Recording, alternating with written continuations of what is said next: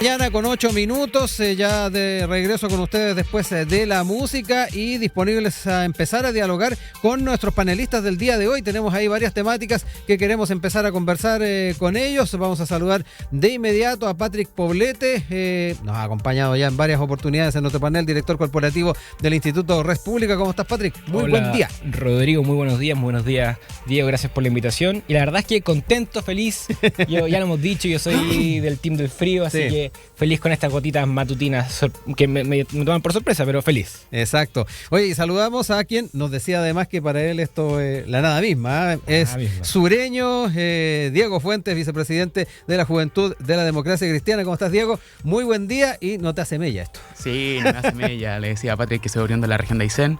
Un gusto saludarte, Patrick, un gusto saludarte, Rodrigo. Un gusto estar compartiendo aquí con ustedes. Sí, ahí estábamos también planteándole a nuestra audiencia que pueda también interactuar con nosotros, también que nos están siguiendo en la señal online, de repente desde Atacama, Coquimbo, que nos cuenten un poquito lo que ha pasado allá, porque ahí hemos tenido precipitaciones un poquito más intensas. Yendo a los temas, empezando a revisar lo que tenemos propuesto para empezar a dialogar el día de hoy, nos quedamos con esta entrevista que dio la ministra del Trabajo, Janet Jara, a La Tercera, que apareció este fin de semana, donde efectivamente aborda todo lo que estuvimos viendo la semana pasada en torno a la movilización, en este caso de la CUT, pero que trajo consigo también que se plegaran otras instancias. Estudiantes, estuvieron también gremios de la salud, en fin, distintas gremios o instancias que se movilizaron también en el marco del día jueves, con este paro nacional activo. Pero frente a ello, también importante ir viendo cómo se está recibiendo por parte del Ejecutivo esta crítica que vino directamente a la forma en que se ha estado llevando adelante el programa. Se ha criticado, o se ha dicho que hay que volver al programa original, algo que desde el Ejecutivo en varias oportunidades se ha puesto un poco en, no en duda, sino que se ha planteado la complicación dadas las dinámicas parlamentarias. Pero además, en esta entrevista, la ministra del Trabajo ha dicho que al movimiento social le ha faltado una presencia más activa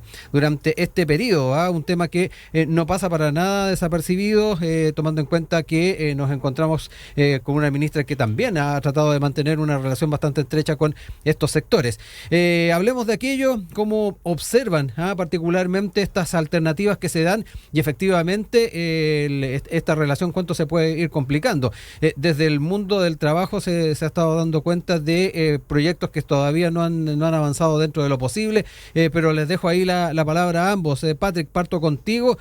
¿Cómo observas no solamente esta relación gobierno, gremios sindicales, sino que además cuánto puede ir complicando también la de por sí difícil situación del Ejecutivo para sacar adelante muchas de las propuestas?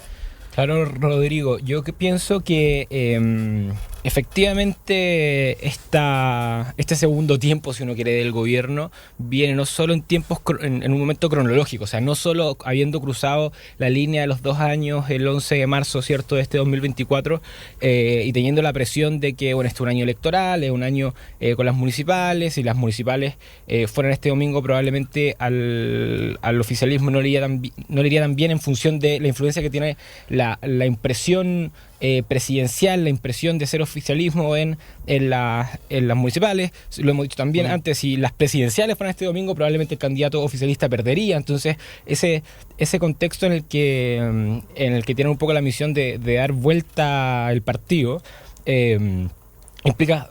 quizás está implicando que salgan a utilizar mecanismos distintos y evidentemente tras la derrota que sufrió el oficialismo en términos de la elección de la testera del Senado, ahí se reconfigura el Senado. O sea, uno pensaría que en principio el Senado era 25-25 y ahora es más parecido a un 27-23, en consecuencia efectivamente sabiendo que tiene la cancha o que está pendiente cuesta arriba, ¿cierto?, la situación, tienen que echar manos a otras situaciones, como es lo que sabe hacer de alguna forma la izquierda de la coalición más de izquierda, ¿cierto?, del gobierno. O sea, el Frente Amplio y el Partido Comunista tienen, ¿cierto?, históricamente una vinculación con los movimientos sociales y que de alguna forma están en una posición muy incómoda, porque hoy día habían sido oposición y habían sido una posición muy dura, y hoy día están en el gobierno y tienen que descubrir cómo ser gobierno. Así que eso también seguramente le ha significado que desde los movimientos sociales o desde las organizaciones, fondos sindicales, les pasen la cuenta por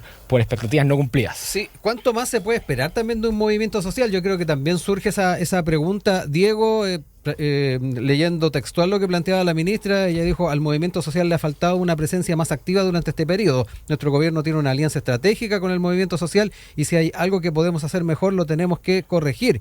Lo ha dicho ante la pregunta de qué forma tienen que ser más visibles. Dice: para apoyar, para criticar, para proponer en todos los roles que cumple un movimiento social autónomo de un gobierno. Ese es el punto. Es autónomo del gobierno. Cuando critica al gobierno o a la oposición, se hace desde su propia autonomía, de la cual nosotros somos respetuosos. Es parte de lo que dijo la ministra. No sé cómo lo ves tú, qué alternativas o qué herramientas también tiene el movimiento social para poder incidir un poquito más en una agenda, además que está bastante clara, lo han tratado de relevar, lo decían también desde la CUT, se han llegado al gobierno, ha llegado gracias a que el electorado los llevó al gobierno. Pero está también el tema de cómo se zanja lo que planteaba Patrick recién, las dinámicas dentro del Parlamento. Sí, mira, yo creo que siempre bienvenido el movimiento social a Chile. Bienvenido el movimiento social, bienvenido el que nos ayuden a empujar las demandas que hoy día Chile necesita. Hoy día Chile está urgente de avances, está urgente de pensiones, está urgente de condiciones laborales, está urgente de derechos sociales. Y para ello yo creo que los movimientos sociales hoy día vienen a hacer un aporte. Lo que plantea la ministra, yo creo que, bueno, primero la CUT, yo creo que está muy reticente de acuerdos también, está como muy encrispada también. Y hoy día lo que nosotros podemos dilucidar de eso es que hay otras cuestiones que a la gente no le está haciendo sentido. Estamos conversando de estas cosas, pero afuera, por ejemplo, la ministra plantea el tema de las 40 horas, sí, plantea el tema de pensiones, pero afuera falta inyección económica. ¿Cómo solucionamos eso ahora, los problemas de ahora? Eso, claro, tenemos que esperar que ojalá eso se cumpla y se haga en ley, en el Congreso. Hoy día vemos un Congreso, como decía Patrick, en el Senado que está 27-23, hoy día son las elecciones de la Cámara de Diputados también, un gobierno que llegó siendo minoría y va a seguir siendo minoría, tuvieron la disposición del tema del 6%, de combinar el 3 y 3, les costó llegar a ese acuerdo. El gobierno tiene que escuchar un poco más también lo que diga la gente, lo que diga también los movimientos sociales, lo que diga la gente de la calle también es importante. Hoy día hay que atender la urgencia. La urgencia es que la gente está sin trabajo. Hay mucha cesantía en nuestro país. Patrick, entremos también en ese escuchar ciudadano al que aludía Diego y que quienes están en el gobierno obviamente tienen que compatibilizar varias cosas, no solamente tratar de ser fiel al programa, sino que además buscar las alternativas para tratar de llegar a consensos y además el poder escuchar ese clamor al que daba cuenta Diego, donde tenemos en números desde la perspectiva de la economía o de la macroeconomía, lo que está ocurriendo con las diferentes cifras, desde Hacienda están viendo con buenos ojos cómo se está planteando el tema de la inflación, por ejemplo, pero sabemos que cuando nos vamos al detalle nos encontramos con situaciones que son complejas para algunos sectores de la población. ¿Cómo ves también que se puede ir resolviendo esta ecuación? Porque la idea es tal vez no dar tantos palos y tratar de buscar soluciones entre todos. No sé cómo lo ves tú. Sí, Rodrigo. Bueno, es que, mira, hay varias cosas. Lo primero es que efectivamente el gobierno va a tener que hacer un ajuste, pienso yo. Y va a tener que meterse de lleno en temáticas que no le son tan cómodas, pero de lleno. ¿Ejemplo? Por ejemplo, la seguridad. Pienso que durante mucho tiempo el manejo de la seguridad por parte del gobierno fue más cumplir a la expectativa del debate público. Sí, bueno, vamos a convocar el COSENA. No hubo ninguna consecuencia de aquello y ese cartucho se utilizó. Llevaron al alcalde Odanovich, que eso estaba, pero sí o sí pauteado. Yo creo que todo el mundo político lo leyó así y evidentemente... La petición de Fuerzas Armadas. La solicitud de Fuerzas Armadas, ¿cierto? En la calle, particularmente en Maipú, cuando muchos alcaldes habían hecho la solicitud, no pasaba nada. Cuando lo pide el alcalde Odanovich, hay punto de prensa, ¿cierto?, afuera de la Moneda, con una foto bien significativa. Eso es un espaldarazo al alcalde por parte del gobierno. Y eventualmente eso no prospera. No sé si esas son las medidas o no, pero el punto es que el gobierno tiene que estar dispuesto a cruzar líneas que son incómodas en términos ideológicos, y hasta el momento no lo ha hecho. Cada vez que se ha visto la situación de cruzar esa línea en la que un sector, particularmente el Partido Comunista, le va a decir, oiga, no puede pasar esta línea, aunque esa línea aunque cruzar significa solucionar el problema de fondo, bueno, el gobierno se ha retraído, se ha mantenido, no ha cruzado la línea y en consecuencia no ha resuelto el problema. Y yo creo que eso es una situación que se va a seguir dando, porque no, a menos que cambie algo, nada va a cambiar en el fondo. Y en términos más particulares, o cosas que también debería ajustar el gobierno, es la sencilla desconexión que a los chilenos les duele, les molesta. O sea, la entrevista a la ministra Jara es durísima en términos de la desconexión con la ciudadanía. La ministra Jara alega algo así como la polarización, y dice como no, nuestro país ha estado muy polarizado, se ha ido polarizando, y en consecuencia hay que entender que no todo vale para la persecución del poder político. La ministra Jara, que es militante del Partido Comunista. Entonces, esto es una desfachatez de parte de la ministra, porque al final del día tú tienes que fue el expresidente de su partido, el fallecido Guillermo Tellier, que a los pocos días, si es que no fue al día siguiente del estallido social del 18 de octubre, plantea la renuncia y exige la denuncia oficialmente de un presidente electo, un presidente en régimen constitucional y democrático. Es también un senador del partido de la ministra de Interior, el que calificó, estableció, notificó que en Chile había un parlamentarismo de facto. Es también una declaración de los partidos del mundo de la oposición durante el 18 de octubre, de entonces los partidos de la izquierda, que lleva la firma de la democracia cristiana, Diego, indicando que hay un proceso constituyente de facto. O sea, que la constitución vigente va a tener que ser cambiada porque de facto ahora hay un proceso que va a redactar una nueva constitución. Y hay una izquierda, particularmente el partido que encarna el Partido Comunista, que santifica, que beatifica, ¿cierto?, a la primera línea, al capucha y a aquel que ejerce la violencia. Fue, sin ir más lejos, este presidente, este gobierno, el gobierno de la ministra Jara, el gobierno que otorgó indultos y pensiones de gracia a delincuentes y a terroristas. Entonces, si eso no es generar polarización, si eso no es perseguir el poder político a todo evento, a cualquier precio, a cualquier costo, sencillamente no sé qué. Y me parece una desfachatez de parte de la ministra plantearlo como ajeno, cuando en verdad ellos tienen muchas, sino que la mayor parte de la responsabilidad de esta polarización y este cambio de las reglas del juego, en el que la violencia se valide, ¿cierto?, como una herramienta para hacer política. Diego, me quedo contigo. Ahí, en parte también lo que estaba señalando Patrick, ir observándolo además en cómo ha ido matizándose en el tiempo, tomando en cuenta que estamos hablando de estos hechos de 2019, ha pasado también agua bajo el puente, de una u otra forma también propuestas que pueden ir surgiendo respecto a cómo se puede ir fortaleciendo también muchas de estas propuestas en las calles. Ahí nos recordamos lo que planteaba también el senador Núñez en algún momento. Hablemos un poquito de cómo también lo están observando desde tu partido todo esto, porque recordemos, tenemos una elección municipal, se ha generado esta instancia amplia, y me imagino que este tipo de temáticas dentro de tu partido también tienen sus matices. ¿Cómo también van conjugando una agenda súper cargada donde el gobierno está tratando de sacar adelante el programa con lo que son las alianzas a nivel político, que para muchos también se están mirando a un mediano plazo con el tema presidencial? Sí, mira, hace mucho sentido algunas cosas que comenta Patrick, acción y voluntad política. Hoy día la agenda de seguridad es prioridad. Hoy día la agenda de seguridad es prioridad, y nosotros como partido no somos parte del gobierno, si bien es cierto, pero hemos venido a colaborar en las cosas que son urgencia a la gente.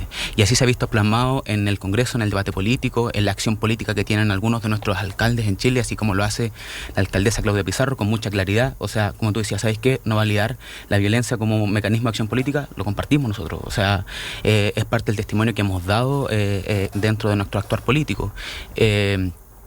Asimismo, como lo comentábamos hace algún minuto con el tema el tema de las pensiones, vino la democracia cristiana y instauró una posibilidad de acuerdo a través de Alberto Andurraga, que fue presidente de la comisión en la Cámara de Diputados.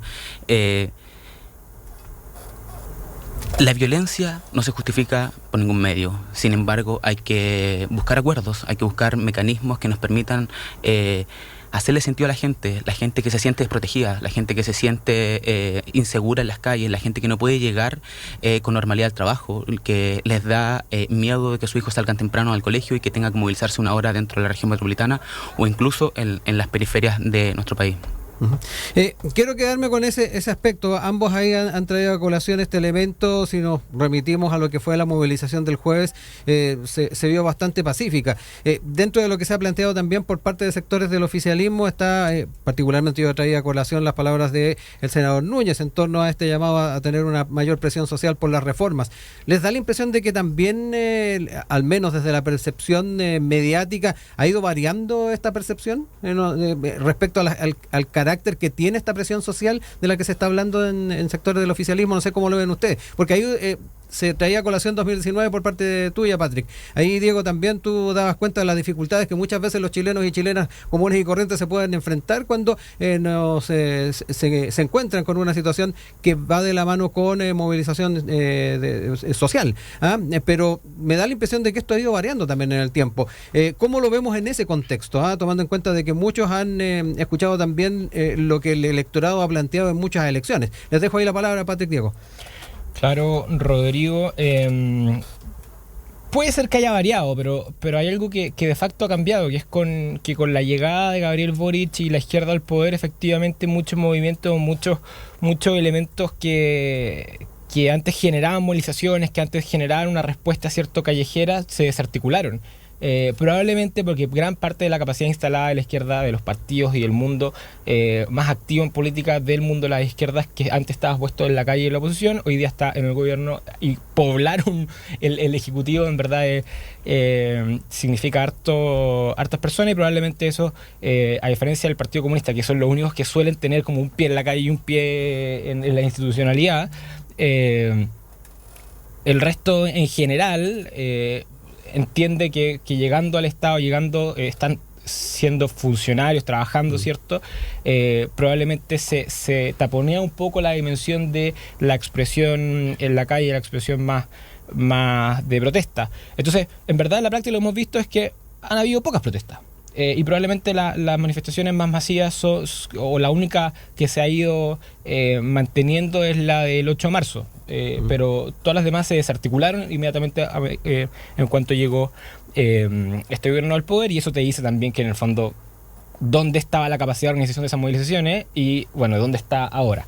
Pero también una cosa bien interesante que decía yo creo que Sergio Vitar, que hay una responsabilidad de parte de aquel que convoca movilizaciones, aquel que dirige, en el fondo que tiene capacidad convocatoria, cuando se es incapaz de controlar la violencia que ahí se genera. Entonces, claro, dice, bueno, llamamos a presión social, llamamos a movilizaciones, llamamos a las organizaciones, cuando la persona que llama es una persona que de etos, de conocido, de historial, de trayectoria política, siempre ha estado con relativizar o validar a la violencia y a quien que ejerce la violencia, al capucha y a la primera línea. Bueno, ese mensaje es claro, y cuando no hay una medida para evitar, cierto, que esa presión social termine en violencia, termine en vandalismo, termine, cierto, en lo que todos sabemos, entonces hay una responsabilidad bien grande por parte no solo del senador Núñez, sino que de todas las personas que en el fondo ejercen este tipo de llamados, teniendo ese historial político conocido por los chilenos. Esa es la gran es una cuestión que no ha computado el gobierno. Son personas que tienen historial en política, son conocidos por los chilenos, sabemos lo que han dicho y lo que han hecho, en consecuencia eso también pondera a la hora de interpretar las declaraciones. Sí. Diego. Y no podemos esperar, por lo demás, tener las calles llenas de gente para atender la urgencia. Está bien que se manifiesten, está bien atender las urgencias, pero escucharlas a tiempo. La movilización social no empieza cuando se hace una barricada, no empieza cuando se quema un neumático, empieza cuando hay organizaciones que llevan una carpeta bajo el brazo y se ejerce la violencia no escuchándolas. Eso también es violento, Te comento en el caso de Aysén, bueno, yo les comentaba que era oriundo allá.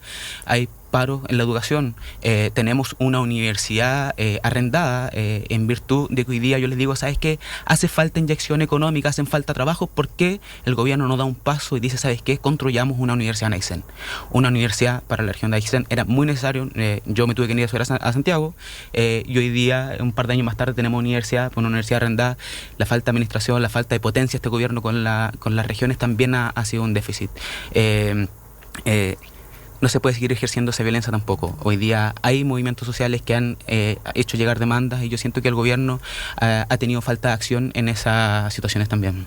Para ir cerrando ideas en este tema, me tomo de parte de lo que decía Diego recién, estas urgencias, particularmente estas demandas de gente que llega a tomar una audiencia en el Parlamento o envía una carta a alguna de las autoridades del Ejecutivo y sin embargo se dilata la solución y finalmente el malestar llega. ¿Dónde están también, además de la clara necesidad de que desde el Ejecutivo se tome oídos de aquello, el perfil que le toma el mundo parlamentario, los mismos partidos políticos? En su momento, con las demandas de 2019, se aludía a el mundo político en su totalidad, en una movilización que fue también de carácter bastante ciudadana. Ahí hay particularmente algunos elementos que se han destacado latamente respecto a los hechos de violencia, pero había cierta sensación en la ciudadanía que no se lo escuchó durante mucho tiempo. Diego traía a colación aquello, lo que está pasando por ejemplo en Aysén, los malestares que se están observando. ¿Cuánto también tenemos que adjudicar o llamar al mundo político del Parlamento, a los partidos políticos en cuanto a ser responsables de aquello? Aquí me da la impresión de que todos tenemos algo que aportar, pero me interesa saber cómo podemos también hacerlo desde la perspectiva parlamentaria, tratando de efectivamente buscar lo mejor para el país. Al final del día que es el camino institucional, si uno lo quiere. O sea, cómo se solucionan los problemas o cómo se aprueban las políticas públicas, bueno, un parlamentario o a través de un proyecto de ley o a través de un mensaje presidencial, ejecutivo lo manda y el Parlamento el que dice visto bueno, visto o no.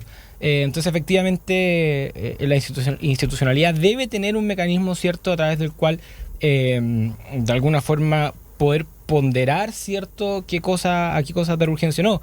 Y ahí los roles claves son evidentemente, bueno, el gobierno que le puede dar urgencia a ciertos proyectos de ley y las presidencias tanto de las cámaras, del Senado como la Cámara Baja, como la Cámara y de las comisiones. Pero sí, y un tema complejo en año electoral además.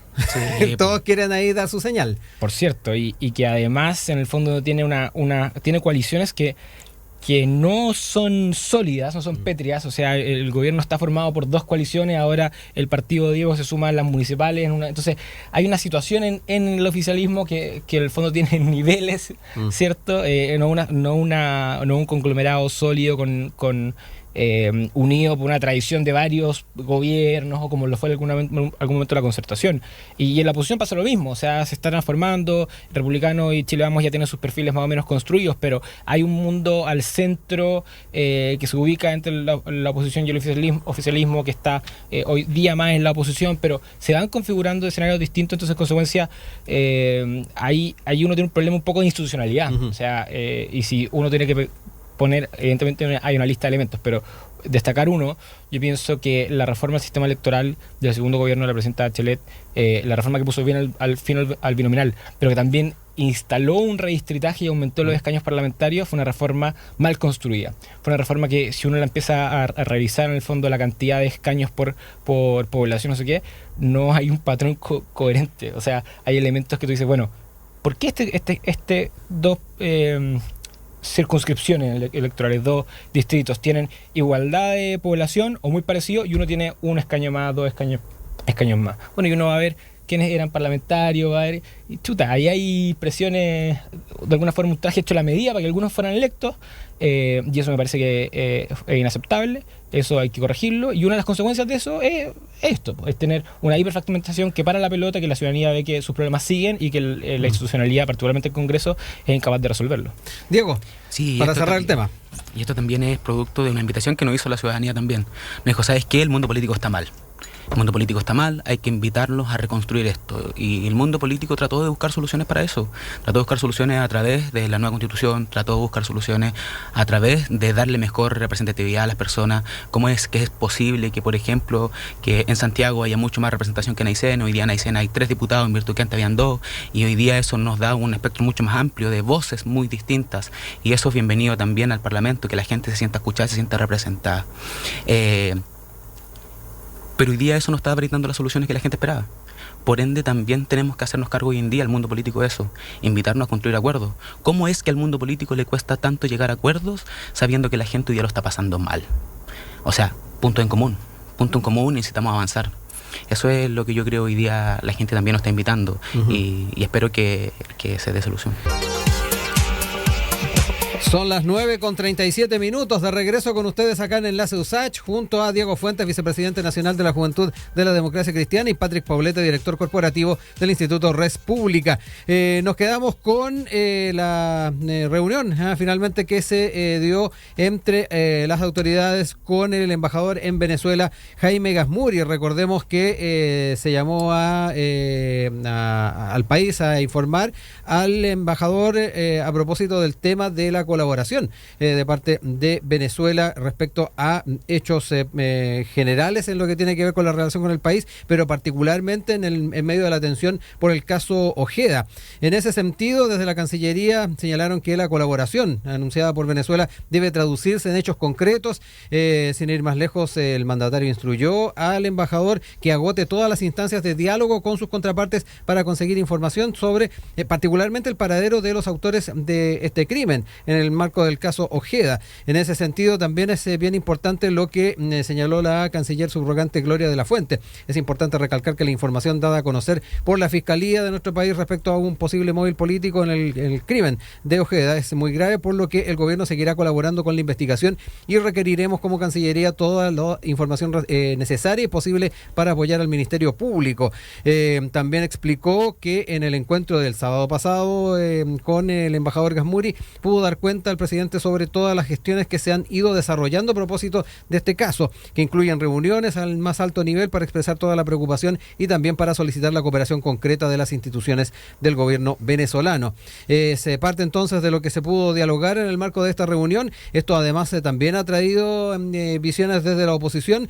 Sin ir más lejos, el diputado Andrés Longton calificó de ingenua la confianza en las gestiones que se hagan con el régimen de Venezuela. Me parece que es una ingenuidad tremenda que el gobierno pretenda creer o confiar en Maduro. Mantener al embajador de Venezuela no saca ni provecho, es un gasto, y ahí viene también la gran pregunta: ¿en qué estatus mantenemos estas relaciones con este país sudamericano? Diego, parto contigo ahora para que analicemos también los alcances que tiene esta situación compleja, tomando en cuenta el caso que se dio acá en nuestro país con el caso de Ojeda, y en particular cuáles son los caminos a seguir avanzando. Se llamó a consultas a Gazmuri, ¿basta con eso? ¿Cómo lo ves tú?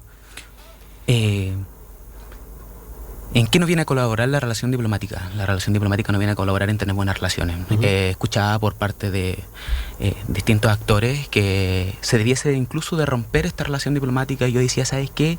¿Quién pierde cuando se rompen estas relaciones? Pierde Chile, pierde absolutamente, pierde el país cuando se rompen las relaciones diplomáticas. Y cómo pudiésemos hacer justicia con lo que hoy día todos, yo creo que es un acuerdo, no sé qué piensa Patrick al respecto, de lo que pasa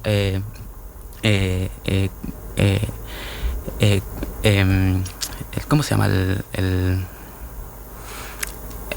imputado que hoy día estamos buscando que se haga justicia? Ahí se me fue el nombre. ¿El caso Ojeda? El caso Ojeda. ¿Cómo buscamos que se haga justicia con Ojeda? Si hoy día hay un tratado de extradición que se tiene que cumplir también. Y hoy día hay que hacer cumplir esos acuerdos. Además, Chile ha dado buenos pasos como para que se tenga mejor justicia. También está un convenio policial que firmó el subsecretario Monsalve. Entonces, hay que robustecer las relaciones diplomáticas. Hay que exigir más a Venezuela, eso sí, tal como lo ha planteado la moneda. Hay que exigir muchísimo más a Venezuela. Hay que exigir, además, cuestiones claras, colaboración. Que no nos puede seguir pasando esto con ellos. O sea, y además, en términos internacionales, hacer que se haga valer la voz de que nosotros estamos por la democracia también. Pero en temas de seguridad, nosotros tenemos que exigir muchísimo más a Venezuela. Patrick, me quedo contigo. ¿Por dónde se pueden seguir explorando posibilidades? Ahí Diego decía que independiente del escenario, el tema de las relaciones diplomáticas se tiene que mantener sí o sí, porque ahí pierde Chile. Hay que exigir más a Venezuela, y también está muy en la línea de lo que se ha planteado por parte de Cancillería, lo que se dialogó el fin de semana. ¿Cómo lo observas tú? Y efectivamente, no sé cómo tomas también las posiciones o las declaraciones que se han planteado en la oposición. Ahí recién mencionábamos lo que señalaba Andrés Longton en cuanto a la ingenuidad respecto a lo que plantea Venezuela. Me quedo contigo.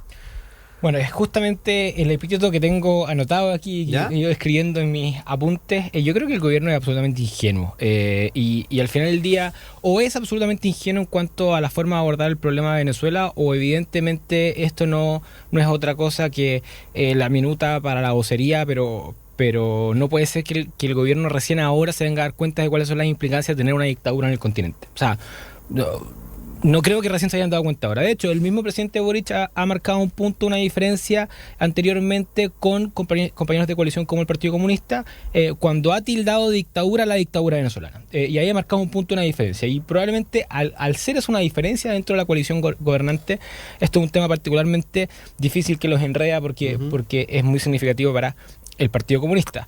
Pero primero hay que ir viendo la sucesión de hechos, porque cuando sucede esto, uno ve las imágenes, ¿cierto?, de las cámaras de seguridad del pasillo del departamento del exteniente Ojea, y es evidente que, bueno, sabemos que no eran funcionarios de la Policía de Investigaciones chilena, y es evidente que eran profesionales, y eso lo dicen todo el mundo, y ahí no hay nada, no lo dice, o sea, lo dicen todos los expertos, y es evidente.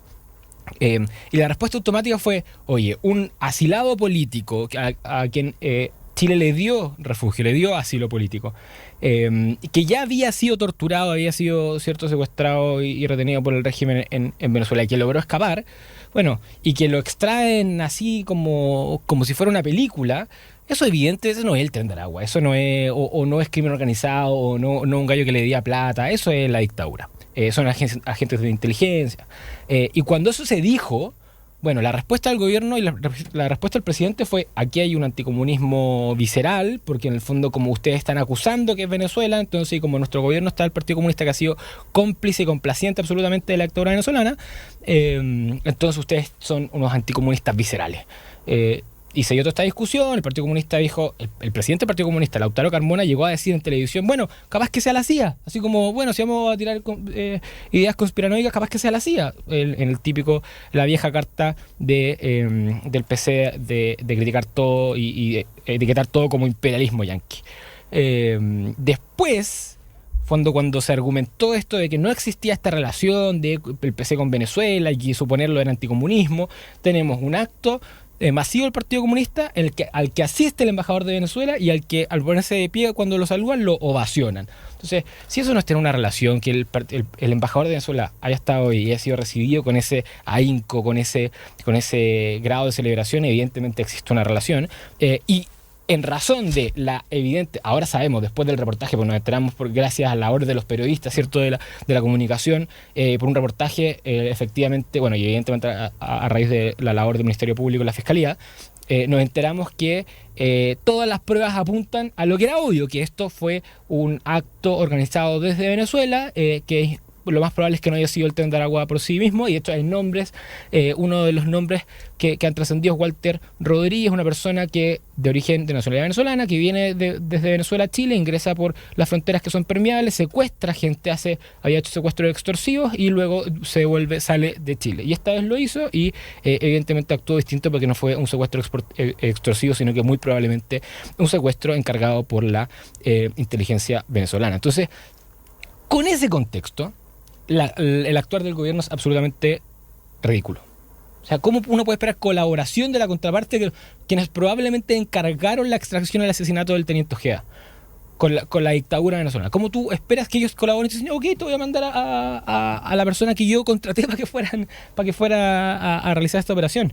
Eso evidentemente no va a pasar. Entonces, al final, el gobierno sale jugando en el corto plazo con una declaración que probablemente apenas tengamos un antecedente nuevo se va a caer. Dice, no, que vamos a exigir toda la colaboración. La ministra todavía dice, no, los ojos del mundo, pero si a la dictadura venezolana no le importa los ojos del mundo, si tiene las elecciones ahora y ha hecho todo, bueno, tuvo elecciones y es evidente que eso no le importa. Sí. Entonces, evidentemente el actuar del gobierno es simplemente dista de la realidad. No son capaces de resolver el problema.